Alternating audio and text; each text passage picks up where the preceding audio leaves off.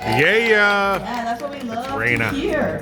All right, so we are going to be kicking things off all the way over in our Amazonia Conservation Hub, where San Diego Zoo and Wildlife Alliance and our partners are working to conserve some really cool wildlife, such as jaguars, Andean bears, New World monkeys, orchids, and of course the habitats they all share. And being that that is where the lungs of our planet are, there are a lot of feathered friends that really do depend on the rainforest as well, including some very colorful friends who we're going to be meeting right now. So please put your eyes to the skies and welcome out our fully flighted flock of macaws. Left. I don't know where they're coming from first. We'll have to see. There go our blue and gold, Sierra and Azul. They are one of our mated pairs. They do bond for life. We are very now you hear the buzz. A few of those here today to introduce You hear it to. buzzing now. There are a variety of different species of macaw, all of different colors. We've got our scarlet macaws, Soren, Cielo and Sol. And then there's Diego. He's one of our bachelors here. He is a green-winged macaw. And unfortunately, every single species of macaw is endangered, which is very, very sad. But that is because their habitat is changing rapidly all the time. And this is due to, of course, humans. So we're often asked how we can support and protect wildlife like the macaw all the way over from San Diego in our own backyards. And one way is actually by being a savvy consumer. You can be aware of what you are purchasing at the grocery store and look out for things like shade-grown coffee and the FSC logo on products to make sure that we are supporting organizations that also support our wildlife and our wild places. But let's give it up for our macaws. They're pretty amazing, and they can fly up to about 15 miles in one day looking for food and return to the same exact tree every single night. So we thank you guys for being here and making sure those trees are there for them when they do return. But our next friend, we're going to be stepping away from our cubs and focusing on San Diego Zoo Wildlife Alliance's One Health approach to saving species worldwide. And this pretty much means that the health of people, wildlife, and the habitats they all share are of course all interconnected. And this next friend represents this by being one of the largest rodents in North America, the second largest in North America. And he's a pretty big deal. He's newest ambassador here to Beckworth Bull, new to this place and new to the world as well. This is Mr. Dakota, our North American porcupine. And he is pretty spectacular. He spends more time there than here. Not only adorableness, but also his story is really special as well. Dakota is about 1.5 years old, and he was born right here at the San Diego Zoo. He is actually a wonder to our science and amazing veterinary team here at the zoo because he is actually the first ever North American porcupine born through cesarean section. So his mother, Maisie, lives over at Base Camp Explorers, and she actually was having some trouble during labor. Dakota was taking his sweet time coming on out, which has carried through in his personality to today, but he needed a little bit of extra help coming out of his mom's tummy. And so our veterinarians noticed that some of his porcupine quills were actually starting to get nice and sharp, and that's not great for mom. So we stepped in and we were able to do a C-section, and we are very happy to say that mom and baby are still both thriving. So mom was under getting kind of trying to get better, and Dakota is a little bit distracting, so she needed to kind of care for herself. So we stepped in and were caring for Dakota while she was healing. And now Dakota has the opportunity to be an ambassador for his species. Being that he is a rodent, he's got several interesting characteristics. He's got those beautiful teeth that you might be able to see in the B-roll that are very brightly colored. They are very orange, and that is not because he's bad at brushing his teeth. That's actually because they have a coating of iron on the outside, which makes them nice and strong. This is perfect for porcupines because they are going to be chewing on wood and bark all day. They are heavily arboreal, so they're spending the majority of the time in the trees. North American porcupines in particular are very special because they are covered in quills, about 30,000 to be exact, under all of these guard hairs right here, and they are barbed. So they have microscopic barbs that actually work their way into the skin at about 1 millimeter per minute. So if you do come into contact with a North American porcupine, or your pet does, it's most important to start getting those quills out as fast as possible. But if you can't run away from a porcupine, I really can't help you with that. They can only run about 2 miles per hour top speed, so maybe just watch where you're walking. They are pretty important for our ecosystems, of course, because they are eating things like saplings and making sure that the right plants grow in the right places. Even though they might be a little bit understood, they're not necessarily a pest just because they're a rodent. They're pretty important. Every single species has a very important job to play in the ecosystem. And of course, now that we know these things, we can do a little bit better. But let's give it up for Dakota. He did a great job on out here. Shauna and Victoria. Right, we are setting up for our next friends. Let me find this thing. Important so no one breaks their ankle. All right. Well, don't you all worry. We still got plenty of friends to meet, but I'm going to be leaving you in the very capable hands of Victoria. She got too excited. I got distracted. Okay, alrighty. Next up, we're going to head back to our Amazonia Conservation Hub, which our macaws represented so well. And our next wildlife ambassador also lives in the skies. But first, we have a very important conservation story that this particular species did, in fact, help us with. Victoria. So in 1982, there were just 22 California condors. We found that problematic. They were on the verge of extinction. So we teamed up with the California Condor Recovery Program. And now there are about 561 California condors.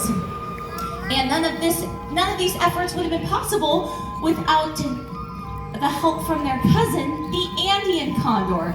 Now, the Andean condor is the largest flighted bird in South America, with a very beautiful and impressive 10-foot wingspan. Would you all like to meet her? Yes. Yeah, we're meeting an Andean condor. Awesome. Well, her name is Paloma. She is a 35-year-old female Andean condor, but this requires a little group participation from all of you.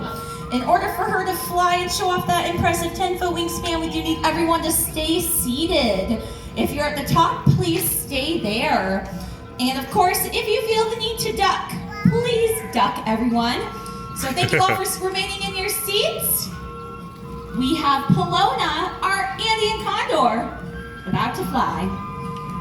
Watch for a little hop when the door drops. Once everybody's seated, they will give the okay there.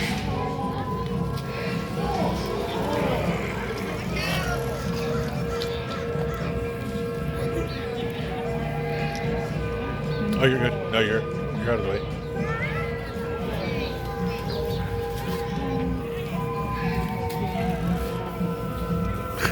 I like the waddles. That's Ellie. Paloma. Wow, wasn't that just amazing? That was our beautiful Andean condor, Paloma. All right, next up, we're going to talk more about our One Health approach, which Dakota did a great job representing. Our next wildlife ambassadors represent this by being a keystone species. Now, before they come out, this is another great opportunity for you all to stay in your seats. It's going to help them feel confident to get nice and close to all of you, should they choose to come on over to that side. Now, a keystone species, they're imperative to a thriving ecosystem. Without it, the ecosystem is not complete. So a keystone species is the opposite of us, right? We don't do much to help our ecosystems, but our next wildlife ambassador does. They're so important. They're oftentimes misunderstood because they're also a top predator.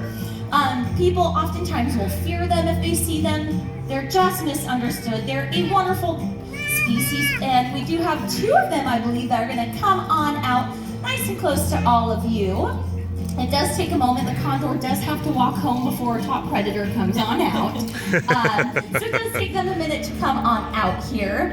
But they are a species found right here in North America. So like the porcupine, it's really fun for us to share our North American species as well. I'm sure as you walk around the zoo, you see lots of species from far off lands. So it's cool to see some of the wildlife we oftentimes don't even get to see because they stay concealed from us. And this is just one of those species. Even though they are on the larger side, they oftentimes avoid conflict, which means avoiding us and avoiding the unknown. So that's part of why they are misunderstood. But here comes Shasta, our female. This is Shasta.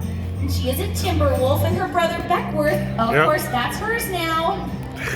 That's right. So wolves, there's her brother, Beckworth, and everyone's doing a great job staying in those seats. Or if you're at the top, please take those first seats. That would help out our wildlife. With Katie. While they're on out here. Okay, so yes, these two are siblings, Shasta and Beckworth. As they're out here, you might see some fun behaviors such as communication, like going to the bathroom, maybe More time there than some here. Smells.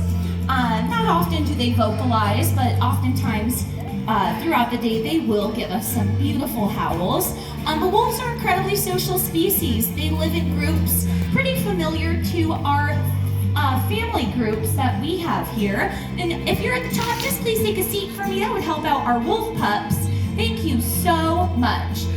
We cannot run top speeds like they can, so running away from a potential source of conflict is not very fun for us. But what is fun is we walk these guys all throughout the zoo before the zoo opens, and they are only 3, but when they were even younger, about a year old, they would grab whatever they could. And it used to be all these plants were scattered Backward. around the zoo. You can only imagine the stuffed animals, you name it. We really had to learn where we could walk with them. And now they're showing off. They've grown up. They don't need to touch everything with their mouths, and they are a bit well behaved. They are still very much wolves, though. They do have that wild side. Okay, so yes, their family groups are similar to ours. It's mom and dad, they reproduce. There might be critters from other litters that are still with mom and dad. There might be aunts, uncles, and they all work together to help raise the young, and they all look after the elderly. So they are a really strong family unit. Now, our wolf pack, we do have 3 members. Their uncle went on a nice big walk throughout the zoo this morning, so he is taking his afternoon sun nap. It's one of his favorite things to do. He'll be turning 12 this year, so he's a little older than them. He likes a little time apart from Sacks the have pups. scent on them. So what we're hoping here is she'll either roll in it or go to the bathroom. Knowing Shasta, she tends to enjoy the scents before Beckworth can get to them and then pee on them before he has a chance to smell them. But it looks like she's enjoying some smells today. Wolves do have 280 million scent receptors. We only have 5 million. So you can imagine the world through a wolf's nose. That would be pretty remarkable or pretty stinky, who knows. So cute. But it seems like they're enjoying whatever they're rolling in today. We do oftentimes like to use things we enjoy to smell, like soaps, herbs, even scents from our other wildlife that we have back here. They tend to really enjoy that. But their favorite things are the gross things they find out on their walks that we have no control over. A wolf's gonna roll in whatever they're gonna roll in, and you just have to accept it. So they're a lot of fun.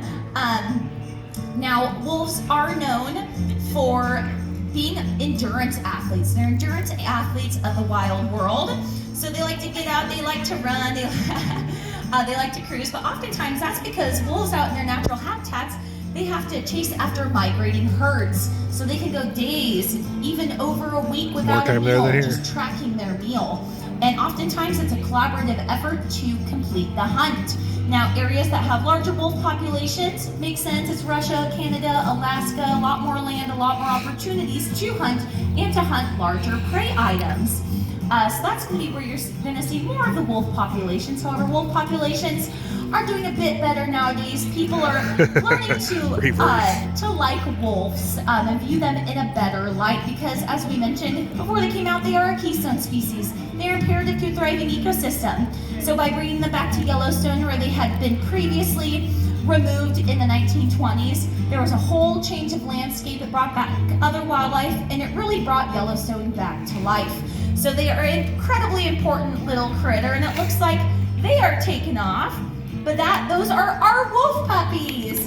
And look, they didn't tear anything apart. We used to have to just re-soil every pot, repot it. It was always a mess, but it was fun. Alrighty. Well, for over a century now, San Diego Zoo Wildlife Alliance is creating a world where all life thrives through collaboration, innovation, and inspiration. I hope something you saw or learned today has inspired you to care for wildlife, because when wildlife thrives, all life thrives. Thank you all for being allies for wildlife, and we hope you enjoy the rest of your day here at the San Diego Zoo. Bye, everybody. Thank you.